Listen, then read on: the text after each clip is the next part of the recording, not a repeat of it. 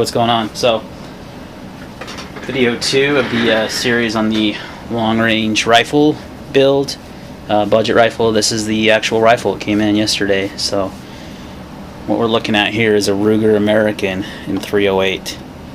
Now, there's a lot of good options in this for rifles at this price. Well, I shouldn't say for this price. For this price, I think this is the best option.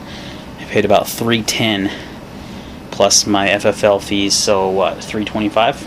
So for a free floated barrel, this is their wolf camo, they call it. It's kind of a special edition. I hadn't seen it really for sale except for one website where I bought it from. They have the Accu trigger. Oh, excuse me, that's the Savage name, but same difference. Adjustable trigger. I mean, it's essentially an Accu trigger. It's got a very light pull out of the box. You can see I've got it set up here with the primary arm scope with the vortex scope level, the Weaver rings. It's rock solid, and I think this is a 22-inch barrel. Pretty sure. It's got the bipod on there, so I mean it's ready to rock and roll. Talk about the Ruger a little bit. It is very lightweight rifle. It does have a pretty generous recoil pad too, which is nice, because I think how lightweight the rifle is, it's going to kind of kick like a mule. But hopefully that sorry, I'm just moving my tripod around, it's kind of stiff. Hopefully that recoil pad will work pretty good. This I had laying around from a Mosin Nagant I had. It's actually works not well as a little bit of a cheek riser. I did run medium rings on this, and I could have might have gotten away with low rings, but I doubt it. I don't think I had enough clearance at the front here with the objective. So the bolt's really smooth. Gun, I mean, it's right out of the box. Smooth bolt. Got the safety here. Fire safe. I like that area. Like I said, trigger's nice and smooth. It's got a short pull. Well, as you can see, we'll just show you the chamber. Make sure you know the weapon's open, or the weapon is clear, excuse me. See, there's no round in the chamber. Just going to show you the trigger pull though on this baby. It's really smooth, and this is out of the box. I can adjust it. Oh, safety's on. So it's got a very light and very crisp trigger right out of the box. Again, that is adjustable. I don't think I'll mess around with it. It feels nice to me, unless I really feel like I can gain some accuracy out of the gun or something. So far with the gun, the optic, I had the bipod laying around, so I'm not really going to count that towards my build. But if you were, I guess you could. But so with the optic, the rings, the scope level, and the firearm at right around $650 in this project, which is pretty awesome. I really think I've read some good things on the Ruger American, that they're accurate rifles. There's actually a video on YouTube of a guy hitting out to 1,000 yards with his using a mil-dot scope, which was a Bushnell Elite. And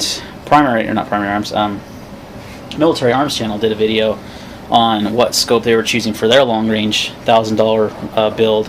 They ended up going with that primary arm scope. They didn't like that Bushnell. They had issues with it. So that's why one reason I went primary arms. I've used their optics before.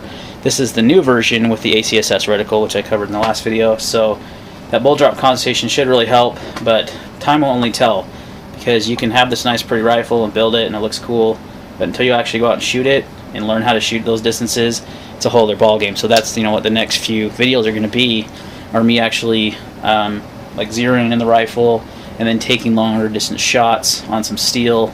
My new steel targets from Grizzly Targets should be here this Friday, which is awesome. They actually sponsored me, sent me some targets to review, and I'm pretty stoked about that. So I've got a couple of those on the way. So I'm going to be shooting at steel at pretty long ranges. I'm going to start, like I said, probably out to 500 yards, see if I can consistently get hits at 500, and then kind of move back from there, 600, 700, 800, 900. It's going to be hard to get out to 1,000. Not that I don't think the rifle's capable. I do. It's being able to find somewhere to shoot that far. We do have a lot of desert out here, so I'm sure I could. But so it's an exciting project. I'm really excited. If you can't tell, I said excited again. I wanted to do it as inexpensive as I could, but I didn't want to sacrifice quality, so I went with a good optic. You know, cost about as much as the rifle, which is kind of a good standard to go by. So should hold up good. Give them obviously a better review of the scope once we actually start using it and shooting it and see how well the BDC works. Primary Arms does have some videos on their website, or excuse me, on their YouTube channel, of them hitting pretty far out, I think past 600 yards with the BDC, and it was like actually no issue and all. And that was with a DMR. That was with like a AR-10. So the bolt gun should be a little more accurate. So, but that's the beautiful 308 budget build so far. $650 ish, right around there, into the rifle. That's it. And I don't really think I need to add anything else. I think the biggest thing is just ammo and getting some time on, behind the trigger, and that's the biggest thing. So this will probably be a long series of videos because it's coming close to, it's September. We're going to lose good weather here pretty shortly here in Utah. We tend to get pretty cold weather by October, so it doesn't give me a whole lot of time, but I'm going to try to get those shots out, take those long range shots as soon as I can. So alright guys, if you have any questions or comments on the rifle, the scope, anything else that you see here, let me know. But look forward to the next video where we're actually shooting the rifle and taking some long range shots. So alright guys, take care, we'll see you next time.